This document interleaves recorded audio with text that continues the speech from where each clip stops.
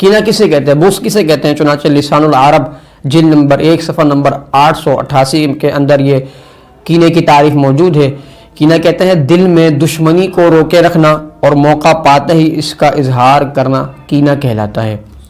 اسی طرح امام غزالی رحمۃ اللہ علیہ احیاء العلوم کتاب ذم الغضب والحقد والحسد جلد نمبر 3 صفحہ نمبر 223 میں امام غزالی رحمۃ اللہ علیہ کینے کی تعریف کرتے ہیں کہ الحقد ان یلزم قلبہ استثقالہ والبغضۃ لہ والنفاع عنہ وان یدوم ذلک ویبقا، یعنی کینہ یہ ہے کہ انسان اپنے دل میں کسی کو بوجھ جانے، اس سے دشمنی و بغض رکھے، نفرت کرے اور یہ کیفیت ہمیشہ ہمیشہ باقی رہے۔